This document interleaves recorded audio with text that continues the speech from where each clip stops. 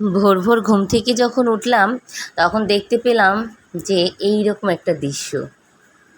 এটা কি? এটা আমার মনে হচ্ছে কাকের সমাবেশ। নমস্কার সবাই, কেমন আছেন? আমরাও ভালো আছি। সকালবেলা ব্যালকনির দরজা খুলেই দেখি সমস্ত কাকেরা একটার পর একটা তারের পর বসছে। দেখে মনে হচ্ছে ওদের একটি বিরাট একটা সমাবেশ চলছে। বাংলাদেশে যেমন এখন মিটিংয়ের অভাব নেই, মিছিলের অভাব নেই, আন্দোলনের অভাব নেই, যে যেখান থেকে পারছে সে সেখান থেকে আন্দোলন করছে। আমার কাছেও ঠিক তেমন মনে হচ্ছিল যে পাখিগুলো মনে হচ্ছে তেমন একটা আন্দোলন করে।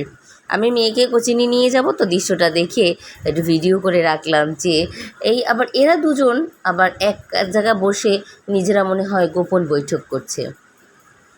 আবার সেম স্কুলেও এসে দেখলাম, আমার স্কুল মাঠে কতগুলো সুন্দর সুন্দর পায়রা এসে বসেছে। পায়রাগুলো আরও বেশি ছিল, এক ঝাঁক ছিল। আমাকে দেখে কিছু উড়ে গেছে, আর এনরা হচ্ছে এভাবে ঘুরছে। তো আজকে মনে হচ্ছে পাখি সমাবেশ, যেখানে যাচ্ছে সেখানেই পাখি দেখছি, একটার পর একটা উড়ে। আমাদের স্কুলের পাশে একটা বাসা, ওরা অনেক পায়রা পালে, তো ওদের বাসার পায়রাগুলো এইসব আমাদের ছাদের উপরে আসে, মাঠে পড়ে। তো আজকে একটু বেশি লক্ষ্য করা যাচ্ছিল, আরও ছিল। আমি যখন ভিডিও করতে করতে কাছে আসছিলাম তখন ওগুলো আস্তে উড়ে চলে যাচ্ছিল। আসলে পায়রা তো শান্তির প্রতীক, তাই না? পায়রাকে দেখলে মনে হয় যে সে শান্তির বার্তা আনে। হয়তোবা আমাদের দেশেও এরকম শান্তি চলে আসবে আস্তে আস্তে, তার জন্য হয়তোবা আজকে মাঠে এত পায়রার সমাগম হয়েছে। এবং পায়রাটা যখন উড়ছিল তখন আমি ভিডিওটা করতে পারিনি, হ্যাঁ এখানে করতে পারিনি, বাট আমি রিলসে দেখিয়েছিলাম। অনেক সুন্দরভাবে ওরা উড়ে যাচ্ছিল। পায়রা পালাও একটা শখ। আমি অনেককে দেখেছি দূর দূরান্ত থেকে, আমার এক মামা আছে, তাকে দেখেছি দূর দূরান্ত থেকে পায়রা কিনে নিয়ে আসে। মানে এটা একটা শখের মধ্যে পড়ে, যেমন পাখি পালা, কবুতর পালা, এগুলো একটা শখ। আর এই কবুতর তো নানা টাইপের হয়।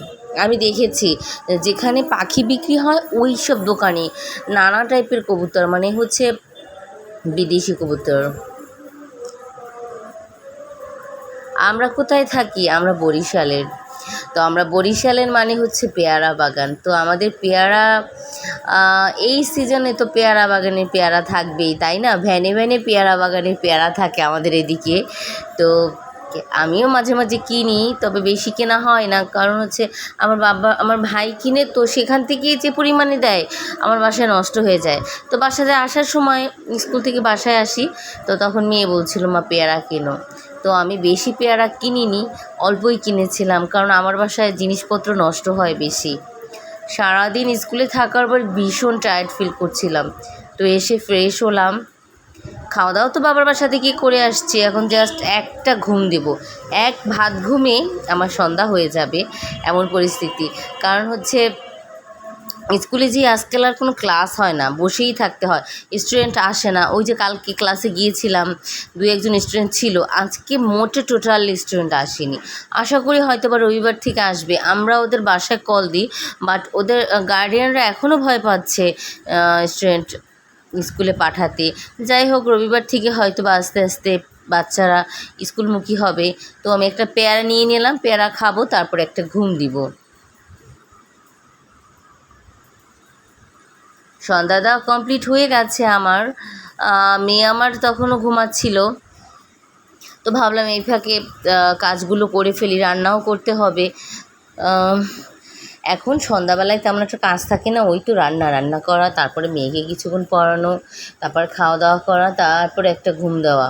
পরের দিন সকালবেলা আবার স্কুলে উঠতে হবে।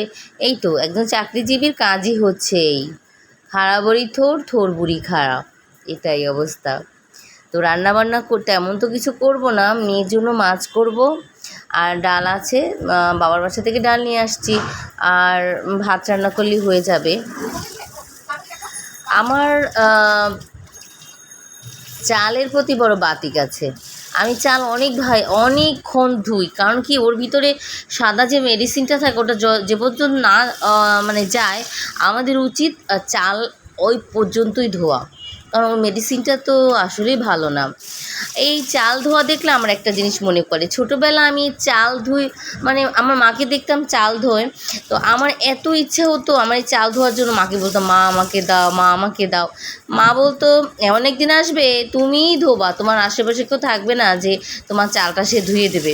আর যখন প্রতিদিন যখন চাল ধুই তখন আমার এই মায়ের কথাটা মনে পড়ে, যে মা বলতো তুমি চাল ধোবে।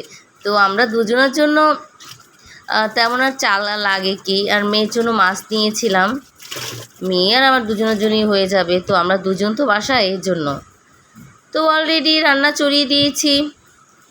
আমার ভিডিওটা জাস্ট এ পর্যন্তই। তো সবাই ভালো থাকবেন, সবাইকে নমস্কার।